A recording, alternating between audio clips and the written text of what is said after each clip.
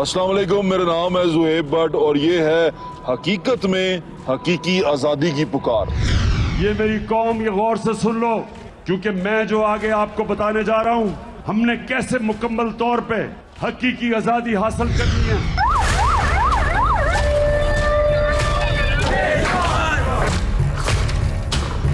अभी थोड़ी देर के लिए ये भूल जाएं कि मुबैना हकीकी आज़ादी वाले भी कोई लोग हैं। अभी थोड़ी देर के लिए भी भूल जाएं कि पाकिस्तान पे हुकूमत किसकी है। अभी थोड़ी देर के लिए सब कुछ भूल जाएं। अभी थोड़ी देर के लिए सिर्फ ये सोचें, बारी बारी सब पे बात करते हैं। अभी थोड़ी देर के लिए सोचें कि अगर सेहत का कोई मसला हो जाए, अगर खुदा ना खास्ता बीमारी आ जाए, खुदा ना खास्ता तकलीफ आ जाए, तो एक आम शहरी किस कर्ब से गुजरता है। सबसे पहले वो जाएगा डॉक्टर के पास।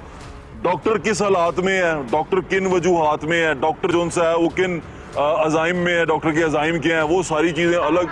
शहरी जब वहाँ पहुँचता है तो शहरी को पता चलता है कि जनाब सरकारी हॉस्पिटल में इतनी लंबी लाइन है, इतनी लंबी लाइन है कि उसका बच्चा शायद डॉक्टर तक पहुँचने से पहले ही उसकी तबीयत ख़राब हो जाए। चले यहाँ से वो अल्लाह अल्लाह करके डॉक्टर के पास पहुँच गया।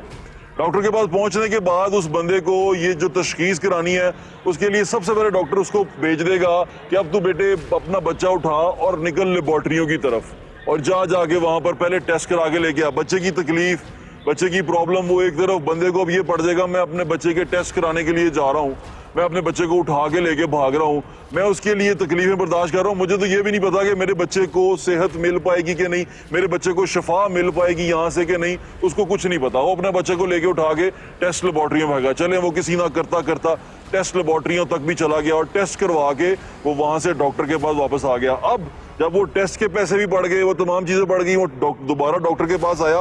ये मैं सरकारी अस्पताल का बता रहा हूँ।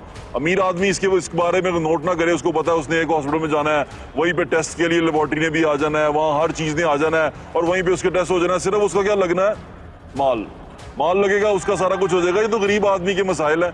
जिसको असल में हकीकी आज़ादी बकौल मुबैना हकीकी आज़ादी के मौजूद चाहिए, तो वो बंदा जब वापस आएगा डॉक्टर के पास तो डॉक्टर कुछ दवाइयाँ लिख के देगा। वो दवाइयाँ जो सी हैं असूलन उसको हॉस्पिटल में मिलनी चाहिए, वो टेस्ट जो उनसे हैं असूलन उसके हॉस्पिटल में होने चाहिए उसके बच्चे के, लेकिन नहीं, वो दवाइयाँ भी हॉस्पिटल में मौजूद नहीं होंगी। वहाँ जो ट्रीटमेंट उसके साथ रवा रखा जाएगा वो इस कदर तज़हीक वाला होगा कि वो बंदा जो उनसे है वो बच्चे के साथ खुद बीमार हो जाएगा। अब वो जब वो दवाइयाँ लेने के लिए मेडिकल स्टोर पे जाएगा तो उसको एक और धचका लगेगा। वो लगेगा कि दवाइयाँ जो उनसी हैं वो महंगी हो चुकी हुई हैं और अब जो पैसे वो लेके आया उन दवाइयों के लिए पूरे नहीं है। वहाँ से वो बेचारा जलील होकर निकलेगा, मेडिकल स्टोर से दवाइयाँ लेके घर आएगा, फिर उसको ये भी पता नहीं है कि जो दवाइयाँ वो लेके आया वो असली है कि नहीं और उन दवाइयों से इस बच्चे को आराम आएगा कि नहीं आएगा। ये जो बातें मैं आपको बता रहा हूँ ये बहुत सारे लोगों के लिए शायद ये मायने न रखती हों, क्योंकि बच्चा बीमार हो, किसी को तकलीफ हो, वो जिस हॉस्पिटल में जाते हैं, बड़े हॉस्पिटल 5 स्टार हॉस्पिटल में जाते हैं, वहाँ पर उनका इलाज बहुत अच्छे तरीके से हो जाता है। लेबॉर्ट्री भी आ जाती है, दवाइयाँ भी आ जाती हैं, पैसे की प्रॉब्लम नहीं होती। जितना पैसा खर्चते हैं उतने आराम से तमाम इलाज हो जाते हैं। ये मैं उनके मसाइल बता रहा हूँ जो मेरे जैसे हैं, जिन्होंने जाना किसी सरकारी अस्पताल में, जिनको जाके वहाँ जाके ये पता चलता है कि इस अस्पताल में तो जनाब जो बुनियादी सहूलतें हैं वो सिरे से हैं ही नहीं। क्यों नहीं है? पैसा नहीं है, हमारे पास वसाइल नहीं है, हमारे पास इतनी गुंजाइश नहीं है कि हम इस अस्पताल के अंदर बुनियादी सहूलतें मैसर कर सकें। कोई एक्सरे मशीन सही करवा सकें, कोई MRI मशीन सही करवा सकें, कोई CT स्कैन की मशीन सही करवा सकें, लोगों का रवैया ठीक कर सकें, ऐसा कुछ नज़र नहीं आता। लेकिन जो ही आप नज़र इस तरफ दौड़ाते हैं असेंबली की तरफ, वहाँ आपको नज़र आता है कि 6 अरब की लागत से असेंबली तामीर कर दी गई है। पता चलता है कि 2 अरब और लगाकर वहाँ पर उन लोगों के लिए जो MP MNAs हैं उन्हीं लोगों के लिए नया हॉस्टल बनाया जा रहा है, उसे क्लब की फैसिलिटीज उसके अंदर पैदा की जा रही हैं। आपको ये तमाम चीज़ें पता चलती हैं। ये चीज़ें देखने के बाद जब अपने हॉस्पिटल के हालात आप देखते हैं तो आपको ये अंदाज़ा होता है कि यहाँ पर वसाइल की जो मुनसिफाना तकसीम है वो बिल्कुल नहीं हो रही।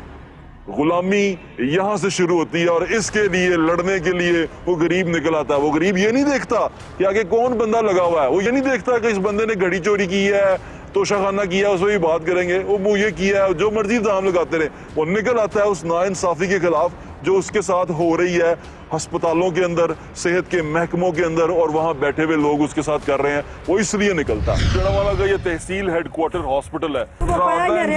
हाँ तो टीका लाया सी और कोई शायद नहीं ने। बंदे की टांग टूटी हुई है और वो सारी रात से यहाँ पड़ा हुआ है। हॉस्पिटल के अंदर आप रश देख रहे हैं, और यहाँ से अंदाज़ा करें कि यहाँ पर हॉस्पिटल की कितनी अशद ज़रूरत है, बड़े हॉस्पिटल की। बच्चों का वार्ड देख लें।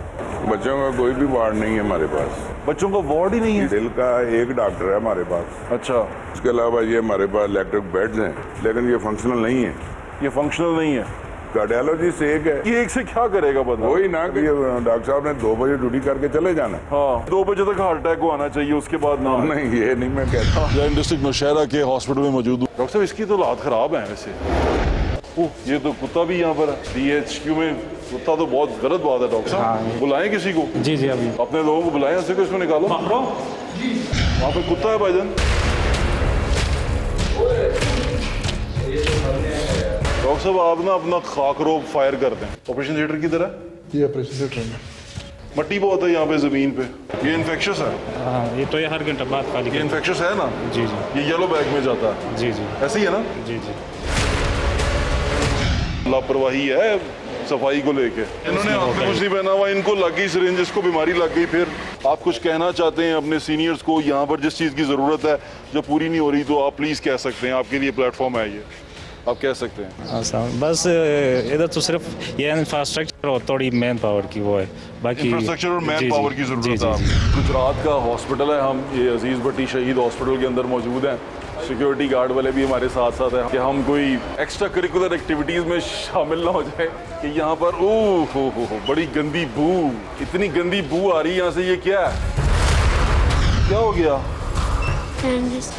अपेंडिक्स का ऑपरेशन हुआ है, तो बाहर क्या कर रहा है? पीने का पानी नहीं है पूरे हॉस्पिटल में। आज ठीक हो जाए। गुजरात शहर के हॉस्पिटल में हैं हम। ये चौधरी परवेज़ इलाही साहब का और मोनस इलाही साहब का आबाई इलाका। गंदगी बहुत शदीद है, मैं वो बता नहीं सकता। गुजरते हुए पता नहीं किस किस किस्म की स्मेल आ रही है। यहाँ पर आप ठीक होने आए, बीमार होके चले जाएंगे। ये जो सारी बातें मैंने आपको दिखाई हैं, जो तमाम विजुअल्स आप देख के आए हैं, ये किसी भूल में ना रहें।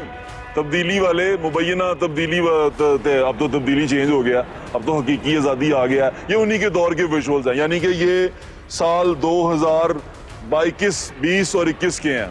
और ये तमाम विजुअल्स मैंने आपको दिखा दी हैं, 21-22 के हैं। अब ये तमाम विजुअल्स देखने के बाद आपको ये एहसास होता है कि ये महरूमी पैदा क्यों होती है, और जो हम भूल गए हैं कि जिन लोगों ने महरूमी पैदा की है वो किधर गए हैं। आपको शायद आप ये भी भूल गए होंगे कि उस्मान बुज़दार वज़ीर आला थे सूबा पंजाब के। आप ये भूल गए होंगे कि खैबर पख्तूनख्वा में वज़ीर आला थे महमूद खान साहब। आप ये भी भूल गए होंगे कि वज़ीर आज़म कौन थे? इमरान खान साहब। तो ये तमाम चीज़ें इनके दौरे हुकूमत में हुई हैं। उसके बाद उसकी तौजीह ये पेश करते हैं हमारे इख्तियार में कुछ नहीं था।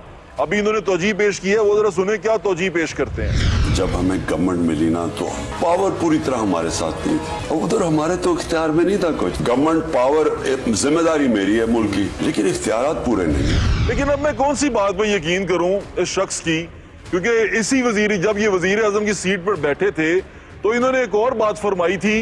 वो बात क्या फरमाई थी, जरा वो सुने।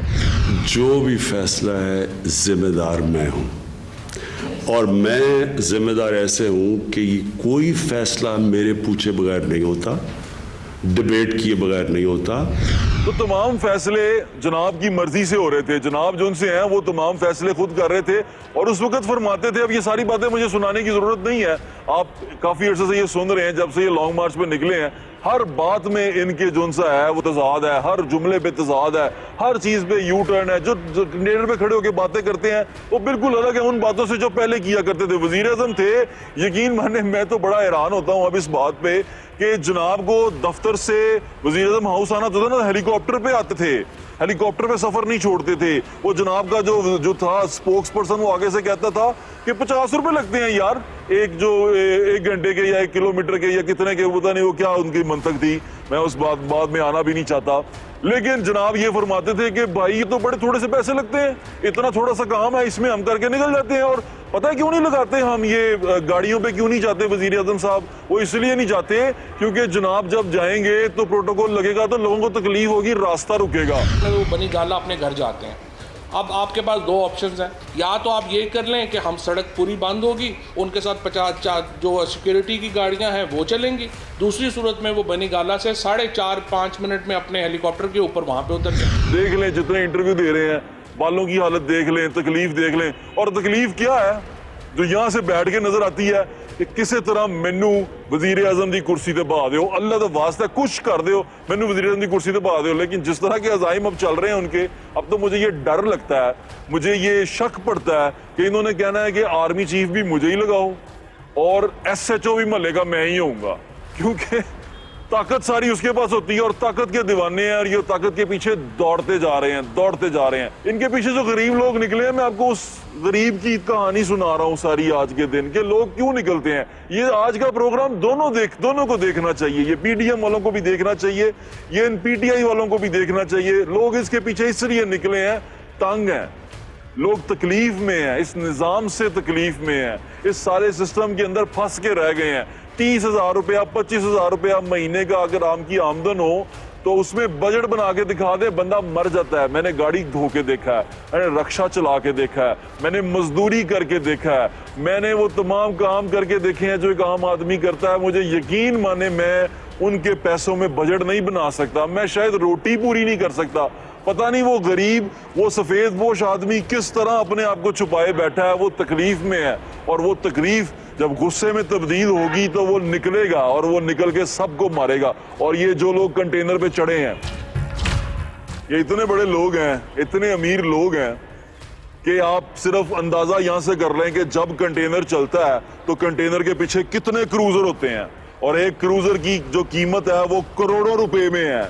वो जब कंटेनर चलता है तो उस पर कितना खर्चा आता है, वो करोड़ों में खर्चा आता है। और ये लोग निकले हैं हकीकी आज़ादी के लिए। कंटेनर पे चढ़े हुए लोगों की शक्लें देखें और मुझे बताएं कि वहाँ कितने गरीब लोग आपको लाइन में नजर आते हैं।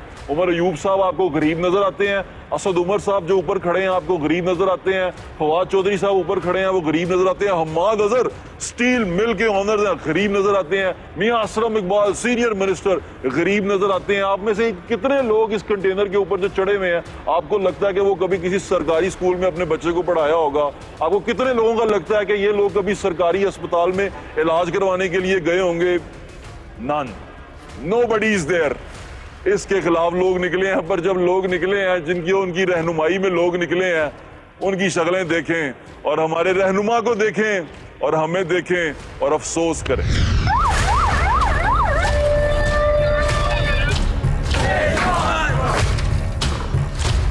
बहुत सारी बकरियां हैं और बकरियों की नुमाइंदगी भेड़िए कर रहे हैं। भेड़िए कहते हैं कि बकरियों को हम उनके हकूक लेके देंगे, बकरियां जो सी हैं हम उनके अच्छे मुस्तकबिल के लिए लड़ेंगे।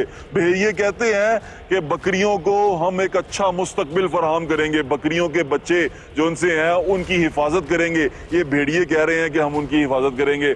उस्मान बुज़दार साहब को जब सुबह पंजाब में लगाया गया तो तोजी पेश की गई कि पसमानदा इलाके से हैं। आज उस्मान बुज़दार पसमानदा नहीं है, यकीन माने। उस्मान बुज़दार सबसे पासमानदा इलाके से आते हैं, पंजाब के एक उस इलाके से आते हैं जिससे कभी कोई सोच नहीं सकता था कि पंजाब का चीफ मिनिस्टर कोई बन सकता है। और दूसरी बात, ताकत, ये असल में नशा ताकत का है। मुझे ताकत चाहिए, ताकत के लिए मैं कुछ भी करने को तैयार हूं। ताकत के लिए मुझे तुम कहीं पर भी ले जाओ, जिस मर्जी पहाड़ पर चढ़ा दो, मैं दौड़ने के लिए तैयार हूं। क्यों ताकत चाहिए? जब वजीर आजम थे तो सुने एक इंटरव्यू में इन्होंने क्या कहा। हाँ जी, तो कब्जा भी नहीं छुड़वा सके थे खान साहब। खान साहब ने कहा कि भाई कब्जा भी नहीं छुड़वाया जा रहा, इन्होंने SHO बदलने पड़े इनको। तो फिर मेरे ख्याल से खान साहब को वजीर आजम की दौड़ से निकल के SHO की दौड़ में आ जाना चाहिए। वो किसी इलाके के SHO लग जाएं, बहुत ताकतवर होंगे, इतने ताकतवर होंगे कि आप यकीन नहीं कर सकते कि SHO जो सा होता है वो इलाके का मालिक होता है। SHO चाहे तो वो कुछ भी कर सकता है, किसी पर भी पर्चा दे सकता है। नहीं यकीन आता तो वजीर जो हमारे सीनियर सूबाई वजीर हैं उनकी मिसाल ले लें, वो ऐसे करके SHO चेंज करवा देते हैं, ऐसे करके चीजें करवा देते हैं। क्यों? क्योंकि SHO अपनी मर्जी का नहीं आ रहा। मोस्टली परवेज इलाही साहब जो अभी के वजीर आला हैं, उनसे लड़ाई यही थी कि गुजरात में साड़ी मर्जी का पुलिस वाला नहीं ला रहे, साड़ी मर्जी के SHO नहीं ला रहे। क्यों नहीं लगा रहे? SHO जब अपनी मर्जी का आता है तो तमाम का तमाम इलाका आपका हो जाता है। इसलिए मैं इमरान खान साहब को ये एडवाइस करूंगा कि वो वजीर आजम की दौड़ से निकल के किसी अपने बनी गाला का SHO लगने की कोशिश करें, तो मेरे ख्याल से बहुत ताकत इंजॉय करेंगे वो। उधर हमारे तो इख्तियार में नहीं था कुछ। ये तो सारी बातें चलती रहेंगी, लेकिन वही बात जिस पे हम खड़े थे और आज भी वहीं पे खड़े हैं, तालीम।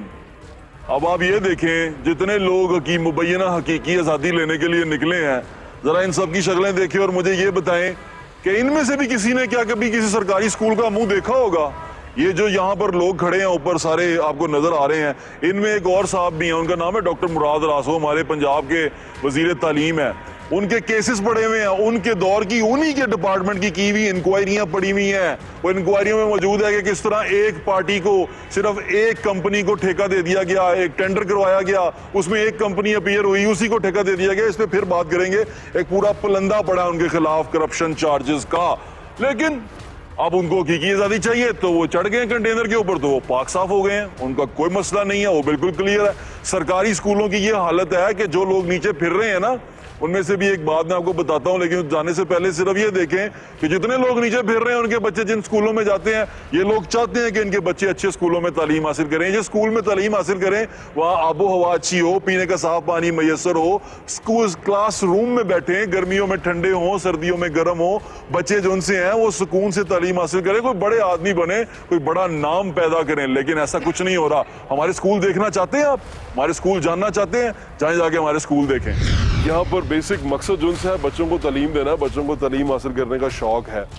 बाकी का जो काम है, इमारत, छत, अच्छा माहौल, वो हमने प्रोवाइड करना है, यानी कि सरकार ने प्रोवाइड करना है।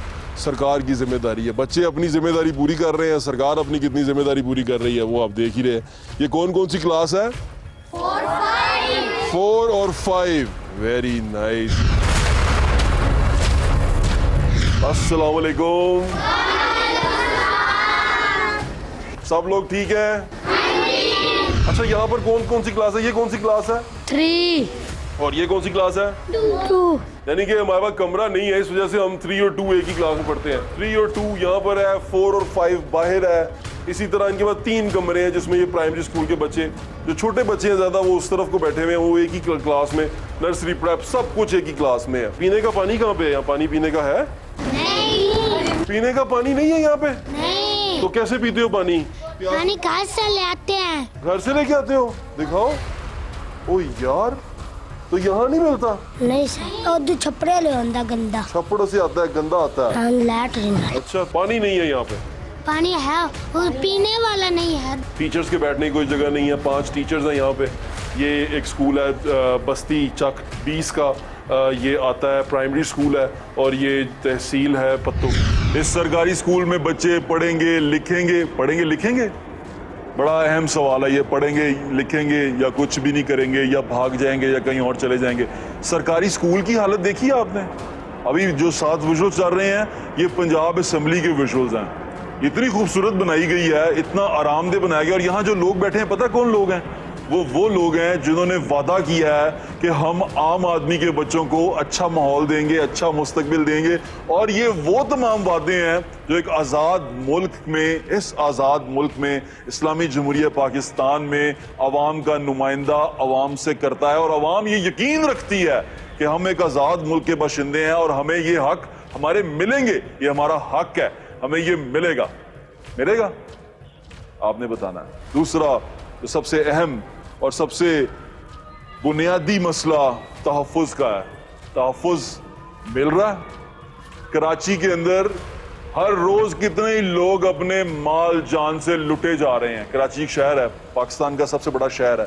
उस शहर के अंदर लोग जो उनसे हैं अपने माल से हाथ धो बैठते हैं, अपनी जान से हाथ धो बैठते हैं। कोई पूछने वाला नहीं है, कोई देखने वाला नहीं है उनकी तरफ, कोई ये कहने वाला नहीं है। बल्कि लोग जो वहां के ओहदेदार हैं वो कहते हैं Karachi is the safest city. जैसे हमारे वजीर आजम कहते करते थे ना, पुराने वजीर आजम, कि Pakistan is the cheapest country, यानी कि यहाँ पर सस्ता तरीन मुल्क है, यहाँ हर चीज सस्ती है। उसी तरह वो कहते हैं कि यहाँ पर सबके जानो माल महफूज है। सबसे सस्ता मुल्क दुनिया में वो आपका पाकिस्तान है। इस वक्त हमारा मुल्क दुनिया में सबसे सस्ता है रहने के लिए। यानी कि आंखों पे ऐसी पट्टी बांधते हैं जिसका कोई हिसाब नहीं, और इस पर यकीन कौन करते हैं? जो ओवरसीज पाकिस्तानी वहां दूर दराज मुल्कों में बैठे हुए हैं, जो कभी शायद पाकिस्तान आए नहीं और ना ही आना चाहते हैं। वो ये सोचते हैं कि ये जो कहानी उनको बताई जा रही है बिल्कुल ठीक बताई जा रही है, ये जो कह रहे हैं बिल्कुल ठीक कह रहे हैं। यकीन माने, आम आदमी सड़क पे निकलता है, उसका बच्चा स्कूल जाता है, वो बेचारा एक खबर सुन लेना कि बच्चे उठाए जा रहे हैं, वो मरने वाला हो जाता है, उसकी आधी जिंदगी वहीं खत्म हो जाती है। वो सोचता है अपने बच्चे को भेजूं कि ना भेजूं, बाहर जाने दूं कि ना जाने दूं। आम आदमी इस कदर कर्ब में गुजर रहा है। और इधर हमारे मुल्क में ये सूरत हाल है कि जब हम नाम ने आज बड़े लोगों को, यूट्यूबर्स को 10-10, 15-15 गार्ड्स के साथ टिकटॉकर्स को गार्ड्स के साथ देखते हैं, हमारी जान निकल जाती है। हम कहते हैं यार ये हो क्या रहा है हमारे साथ, मतलब जिसको तहफ़्फ़ुज़ मिलना चाहिए उसको मिल नहीं रहा, और जो अच्छे लोग हैं वो गार्ड ले फिर रहे ने, 8-8 9-9 गार्ड ले फिर रहे ने। वो पुलिस को धमकी लगा देते हैं, फड़ के दहा सानू, तेरी ऐसी की तैसी गोली मार देंगे।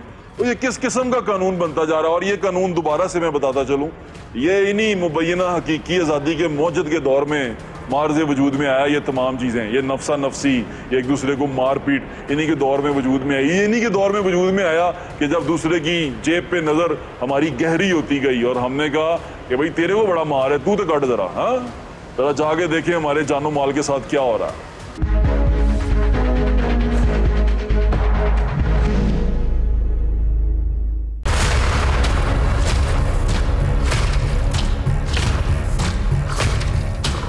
हमारी जिंदगियों के साथ जो हो रहा है उसको तो आप देख ही चुके। ये तो हमारी लाशों के साथ भी खिलवाड़ कर जाते हैं। अभी कुछ दिन पहले एक वाकया हुआ कि पंजाब हुकूमत के अपने नुमाइंदे ने ही हॉस्पिटल की छत पे जाके कितनी सारी लाशें जो सी हैं जो शायद सूखने के लिए ऊपर रख दी थी वो जाके पकड़ी हैं और लाशों की तज़हीक की गई है, लाशों के साथ जुल्म किया गया है। एक तो आपने उन पे तजर्बा किया, सीखने के लिए किया, उसके बाद उसको दफनाने की बजाय उसको उस छत पे फेंक दिया गया। क्यों फेंक दिया गया मैं उसकी वजह आपको बता देता हूँ। उसकी वजह ये है कब्रिस्तानों में जगह कम पड़ती जा रही है, वो शहर में नए कब्रिस्तान बनाए नहीं जा रहे, जो बनाए गए हैं उनको तबाह कर दिया गया। उस्मान बुज़दार साहब ने अपनी 2 साल कारकर्दगी के दौर जब बनाया तो उन्होंने एक शहर खामोशा तामीर किया गया पिछली हुकूमत की तरफ से, इसलिए तामीर किया गया कि वो शहर खामोशा जो सा है उसके अंदर जो लाशें, जो शहर में जगह कम पड़ती जा रही है, शहर के बड़े कब्रिस्तानों में जगह कम पड़ती जा रही है, वहाँ लाके दफनाएंगे। वहाँ पर एक सर्द खाना भी कायम किया गया जो जर्मनी से मशीनें लाई गई और मशीनें जो सी हैं बर्बाद हो गई हैं। कुछ जरा छोटे से विजुअल्स आके देखें कि हमने बर्बाद क्या किया, उसके बाद मैं आपको दिखाता हूँ हम बर्बाद कैसे हुए। ये चल नहीं रहा, ये भी मुर्दे रखने के लिए थी, ये फ्रीज़र था। 2 3 4 5 15 30 ये जर्मनी से मंगवाया था और ये ऐसे ही पड़ा। आपने सुना होगा खबरों में कि जो मुर्दे रखने के लिए मुर्दा खाने हैं में हॉस्पिटल का भी, उसमें भी जगह कम पड़ जाती है तो वहाँ पर बड़ी मुश्किल होती है। और यहाँ पर ये फ्रीज़र पूरा का पूरा जर्मनी से आया हुआ ये ज़ाया हो रहा है। दुख यहीं पे तमाम नहीं हुआ, दुख तो अभी आगे चल रहा है। मैं आपको उस शख्स से बात करवाता हूँ, पंजाब हुकूमत का नुमाइंदा है, वज़ीर आला पंजाब का पॉलिटिकल एडवाइज़र है, तारीफ भी कर रहा है अपने वज़ीर आला की। अपने जो वज़ीर आला हैं जो पंजाब के सबसे बड़े डाकू कह रहा हूँ, अब तो शरीफ आदमी हैं बकौल हकीकी आज़ादी के मौजूद के, मुबैना हकीकी आज़ादी के मौजूद के। वो ज़रा जाके सुने वो भाईजान जो उनसे हैं, वो गुज्जर साहब, वो क्या फरमा रहे हैं कि क्या देखा उन्होंने। और कोई भी बंदा वहाँ होता उसके रोंगटे खड़े हो जाते। मेरे से वो विजुअल्स नहीं देखे कि जो लाशों के साथ उन्होंने ऊपर किया, अपने हम नफ्स के साथ हम क्या करते हैं खुदारा। यानी कि ये किसी बिल्ली किसी कुत्ते की लाश नहीं है, वो भी देख के बंदे के रोंगटे खड़े हो जाते हैं। इन्होंने इंसानों की लाशें कैसे कैसे फेंक दी हैं, कौन लोग हैं, जानवर है।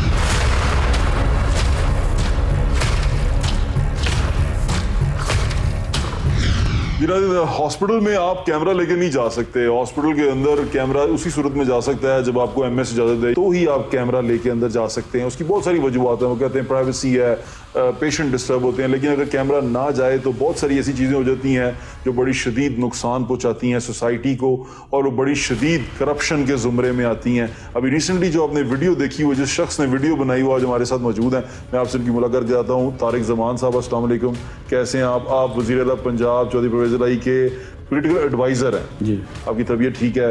अल्लाह की। मैं जरा अपनी जुबान जैसी गल कर लेने, मैनू दसो तुसी हस्पताल उत्ते पहुंचे किस तरह? मैं जी सब तो पहले तो अपने कायद चौधरी परवेज़ इलाही साहब का शुक्रिया अदा करता, ठीक है, करदा जिन्होंने मैनू एक अहदा दिता। मैं अचानक गया, मैं 3-4 वार्ड चेक किए, ਉਹਦੇ 'ਚ कुछ डॉक्टर साहबान ड्यूटी ते नहीं सन।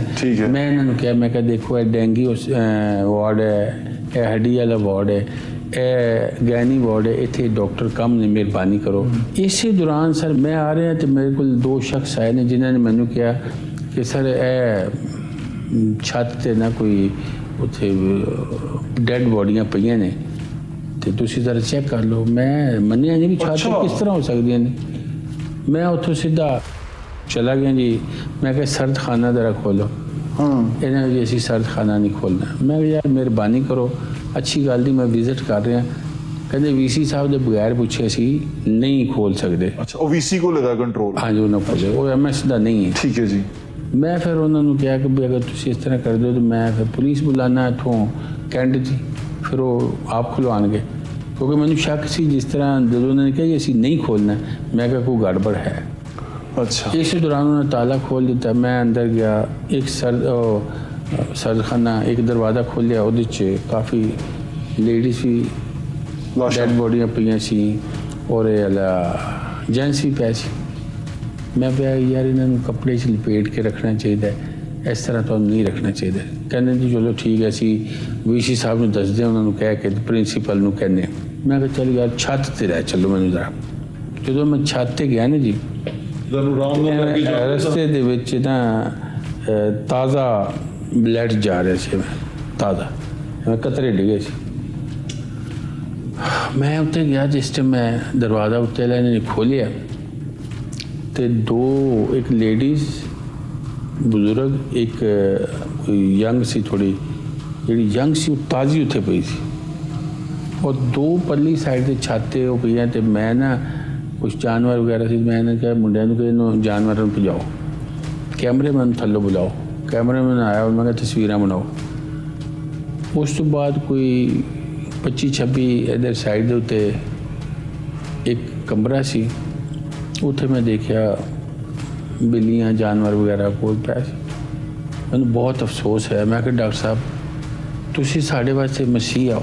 ਕਹਿੰਦੇ ਸਰ ਇਹ ਤਾਂ ਰੋਜ਼ਮਰਾ ਦੀ ਗੱਲ ਹੈ ਤੇ ਸਾਡਾ ਇਹ ਰੂਟੀਨ ਦਾ ਕੰਮ ਹੈ। ਦੱਸ ਰਹੇ ਹੋ ਤੇ ਮੇਰੇ ਰੋਂਗਟੇ ਖੜੇ ਹੋ ਗਏ। ਤੁਸੀਂ ਸਾਨੂੰ ਗਲਤ ਬਿਆਨੀ ਕਰ ਰਹੇ ਹੋ। ਇਹ ਤੇ ਸਾਡਾ ਇਹ ਪ੍ਰੋਪਰ ਸਟਿਚਿੰਗ ਕਰਦੇ ਹਾਂ ਅਸੀਂ ਤੇ ਫਿਰ ਉਸ ਤੋਂ ਬਾਅਦ ਅਸੀਂ ਇੱਥੇ ਰੱਖ ਦਿੰਦੇ ਹਾਂ। ਮੈਂ ਕਿਹਾ ਯਾਰ ਦੇਖੋ ਮੈਨੂੰ ਕਾਨੂੰਨ ਨਾ ਸਮਝਾਓ। ਜਿਹੜੀ ਲਾਵਾਰਿਸ ਹੈ ਉਹਨੂੰ ਬਿਲਕੁਲ ਤੇ ਲਾਵਾਰਿਸ ਨਾ ਕਰੋ ਨਾ। ਉਹਨੂੰ ਜਦੋਂ ਉੱਤੇ ਛੋੜ ਦਿਓਗੇ ਤਾਂ ਉਹਨੂੰ ਚੀਜ਼ਾਂ ਖਾ ਜਾਣਗੀਆਂ ਤੇ ਸਾਨੂੰ ਰੋਜ਼ੇ ਕਿਆਮਤ ਆਪਣਾ ਗਿਰਵਾਨ ਜਿਹੜਾ ਨਾ ਤੁਹਾਡਾ, ਉਹ ਅੱਲਾ ਦੀ ਜ਼ਾਤ ਦੇ ਕੋਲ ਉੱਥੇ ਤੁਹਾਡਾ ਫੜਿਆ ਜਾਣਾ। ਇਸੇ ਬੰਦਿਆਂ ਨੇ ਫੜਨਾ। ਕਹਿੰਦੇ ਜੀ ਬਸ ਫਿਰ ਅਸੀਂ ਵੀਸੀ ਸਾਹਿਬ ਨਾਲ ਗੱਲ ਕਰੋ, ਅਸੀਂ ਕੋਈ ਇਖਤਿਆਰ ਨਹੀਂ ਰੱਖਦੇ ਇਹਦਾ ਜਵਾਬ ਦੇਣ ਦਾ।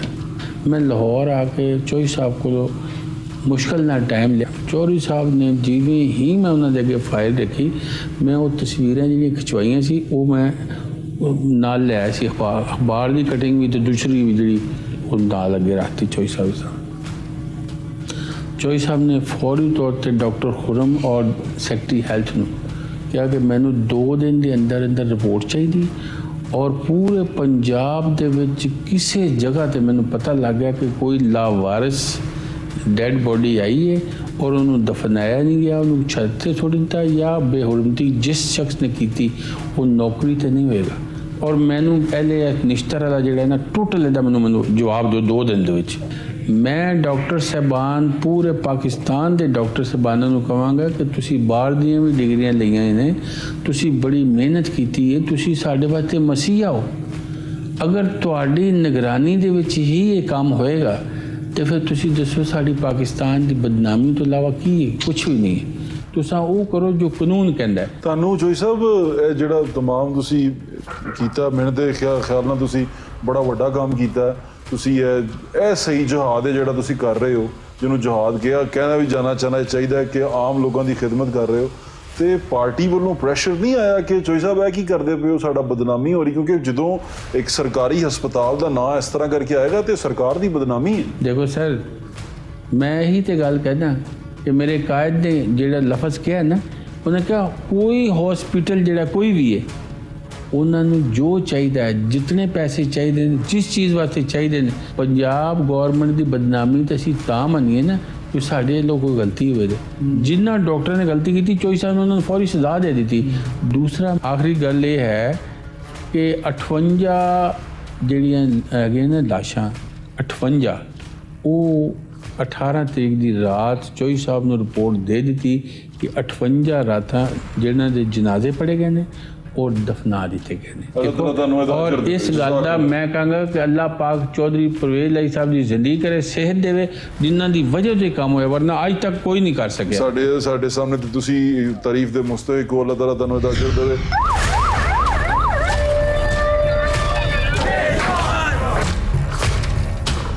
हमारी शॉर्ट टर्म मेमोरी और वैसे भी निसाब में अब जो जिस तरह पढ़ाया जाता है आप बच्चों को हमारे, ये बहुत कम हो गया है कि उनको बताया जाए कि हमने पाकिस्तान क्यों हासिल किया था। हकीकी आज़ादी की जंग बच्चे आजकल सुन रहे हैं, देख रहे हैं, बच्चे पूछते हैं कि हकीकी आज़ादी क्या है। हकीकी आज़ादी की डेफिनेशन जो हकीकी आज़ादी अभी की मुबैना हकीकी आज़ादी के मौजद ने बयान की है वो भी मैं आपको ज़रूर सुनाऊंगा, लेकिन उससे पहले मैं आपको ये बता दूं कि सब कॉन्टिनेंट में ये दो रियासतें क्यों बनी और मुसलमानों ने आज़ादी का क्यों सोचा। सबसे पहले ईस्ट इंडिया कंपनी जब यहाँ पर आई तो सब कॉन्टिनेंट के लोगों को उन्होंने महकूम कर लिया, उनको उन्होंने गुलाम बना लिया, उसके ऊपर वो हुकूमत करने लग पड़े, उन्होंने उनको अपना गुलाम तस्वुर कर लिया। वो इस गुलामी से निजात चाहते थे, वो चाहते थे कि हमें भी इंसानी हकूक बराबरी के मिले, हमें इस बुनियाद पर अलग ना कर दिया जाए, हमारे रंग और नस्ल और मजहब की वजह से अलहदा ना कर दिया जाए, हमारे बच्चों को भी जो बराबरी के हकूक हैं वो मिले, हमारे बच्चे भी उन्हीं स्कूलों में जाकर पढ़ें, तालीम हासिल करें जहां इस शहर की अशराफिया के बच्चे पढ़ते हैं। वो चाहते थे कि हमारा इलाज भी उतनी बेहतरी से हो जिस तरह हमारे मुल्क के और लोगों का या अमीर लोगों का इलाज होता है। वो चाहते थे कि हमारे बच्चे जो उनसे हैं उनको सिर्फ इस बुनियाद पर स्कूलों कॉलेजों से निकालना दिया जाए कि उनका रंग क्या है, उनका मजहब क्या है, उनकी नस्ल क्या है। ये वो तमाम चीज़ें थी जिसने ये क्रिएट किया कि आज़ादी का जज्बा हमारे अंदर बेदार हुआ, जिसने ये हमारे अंदर ये बेदार किया कि यहाँ से अब हमें कूच करना चाहिए, इसके लिए उठना चाहिए। ये जुल्म है और जुल्म के खिलाफ ये इंसानी जबिल्लत है कि इंसान उठता ही उठता है। अब जो अभी की मुबैना हकीकी आज़ादी है उसके मौजूद इसके बारे में क्या कहते हैं, उन्होंने इस हकीकी आज़ादी जिसका वो नारा लगा के चले हैं उसकी डेफिनेशन क्या दी है वो जरा जाके सुने। मैंने आज आपको हकीकी आजादी का रोड मैप देना है। तो पहली गुलामी से तो कायदे आजम ने हमें आजाद किया और तीन और किस्म की गुलामी है। जो दूसरी किस्म की गुलामी है वो ज़हनी गुलामी, इस मुल्क के नौजवानों को ज़हनी तौर पे आजाद करना है। ये जो आखिरी गुलामी जिसके लिए हमने हकीकी की जंग लड़नी है, हकीकी आजादी की, जिसको हम कानून की हुक्मरानी कहते हैं, और हकीकी आजादी की जदोजहद तब तक जारी रहेगी जब इस इम्पोर्टेड हुकूमत को हम फारग नहीं करते और इलेक्शन नहीं करवाते। हम मिलके इस मुल्क में जदोजहद करेंगे।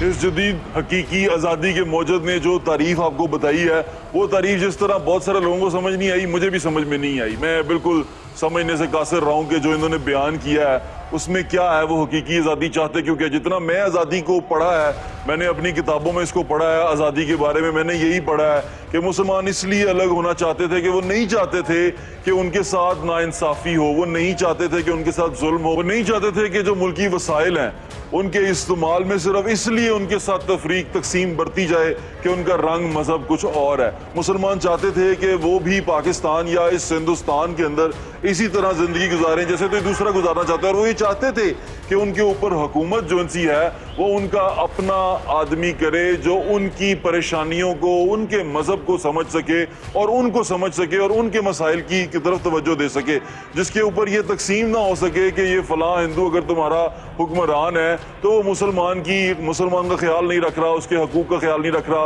मुसलमान का बच्चा अगर बीमार है तो जिस हॉस्पिटल में, जिस बड़े अस्पतालों में हिंदुओं के बच्चों का इलाज हो रहा है और मुसलमान के बच्चों का भी इलाज हो, मुसलमान का बच्चा अगर पढ़ना चाहता है तो वहीं जाके पढ़े जहां किसी अमीर हिंदू का बच्चा पढ़ता है। तो ये तमाम पीछे एक वो था, कहानी थी जो चाहते थे कि हमें वो तमाम वसाइल जो मुल्क के हैं, जो उनके सामने गैर लोग आके इस्तेमाल करते हैं, वो उनको मिले। मुसलमान चाहते थे कि वो इस मुल्क में आज़ादी से सांस ले सकें। वो मुसलमान चाहते थे उस वक्त कि उनका जानो माल उनके मुल्क में महफूज हो, उनकी इज्जत अगर लुट जाए, उनका माल लुट जाए तो रियासत उनके साथ खड़ी हो। वो चाहते थे कि रियासत की ताकत जो सी है उनकी ताकत हो। ये तमाम बातें जो मैं आपको बता रहा हूँ ये आपको लगता नहीं अभी भी हमारी ज़रूरत है? ये आज भी हम इसी में से गुजर रहे हैं, आज भी हम इसी तफरीक में हैं। हकीकी आज़ादी के जो मौजूद हैं, मुबैना हकीकी आज़ादी के जो मौजूद हैं, वो इस मुल्क में 3.5 साल हुकूमत करके गए हैं। 3.5 साल के अंदर क्या क्या नाइंसाफियाँ हुई और क्या क्या तकालीफ बर्दाश्त की, वो भी मैं आपको बताऊँगा, दिखाऊँगा और आपको ये बताऊँगा कि असल में हमें हकीकी आज़ादी कैसी चाहिए, और हम ये हकीकी आज़ादी इंशाल्लाह एक दिन पा कर रहेंगे।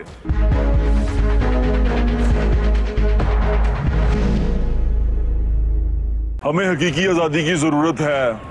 हम चाहते हैं कि हम जब हॉस्पिटल में जाएं तो हमारा इज़्ज़त से इलाज हो, हमें दुत्कारा ना जाए, हमें भगाया ना जाए, जो हमारे हकूक़ हैं वो हमें, इंसानी हकूक़ वो हमें मिले। हम ये चाहते हैं कि हमारे घर गलियां साफ़ हों, वहाँ पर कूड़ा उठाने वाले वक्त पर कूड़ा उठाएं, उनको साफ़ किया जाए और वहाँ पर तकलीफ़ ना हो। हम ये चाहते हैं कि इस शहर के अंदर जहाँ हम रहें हमारी जान माल और इज़्ज़त महफूज हो और जो हुकूमत है वो उसकी हिफाजत करे। हम ये चाहते हैं कि हमारे बच्चे जो स्कूलों में तालीम हासिल करें वो मयारी तालीम हासिल करें। हम ये सब कुछ चाहते हैं। इस सारे के अंदर जो हायल है वो हम खुद हैं। हम खुद एक दूसरे के दुश्मन है।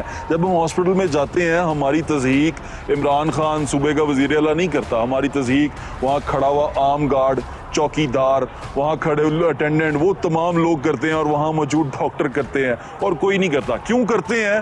ये वतीरा बन चुका है, ये ट्रेडिशन बन चुका है कि जब आप सरकारी हॉस्पिटल में हैं तो आपको धुतकारा जाए तो आप ठीक होंगे। इसके लिए हमें अपने रवैयों को भी ठीक करना पड़ेगा। जब तक हम खुद अपने अमलाक की, अपनी जगह की हिफाजत नहीं करेंगे कोई हमारी हिफाजत नहीं करेगा, कोई हमारी इज्जत नहीं करेगा। जब तक हम खुद डिमांड नहीं करेंगे कि हमें अच्छी तालीम हासिल करनी है, जब तक हम खुद इस रवैये को तर्क नहीं करेंगे कि ठीक है यार जो मिल रही है मिलती रहे, ठीक है मिल गई है नहीं बहुत है, तब तक हमें कोई अच्छी तालीम नहीं देगा। जब तक हम निकलेंगे नहीं इस बात के लिए कि हमें बुनियादी इंसानी सहूलतें मिलें, तब तक कोई हमें बुनियादी इंसानी सहूलतें नहीं देगा। हम निकले हैं जिस जंग के लिए वो बुनियादी सहूलतों की नहीं है, वो एक शख्स के इक़्तिदार की है और वो शख्स हमारी इन तमाम मजबूरियों को, हमारी इन तमाम कमियों को कैश कर रहा है। वो इसके ऊपर अपनी सियासत चमका रहा है। वो इसके ऊपर कहता है कि तुम्हें हकीकी आज़ादी देगी। यहाँ निज़ाम चेंज करने की ज़रूरत है, यहाँ पर रवैये चेंज करने की ज़रूरत है, यहाँ पर सरकारी अफसर को ये बताने की ज़रूरत है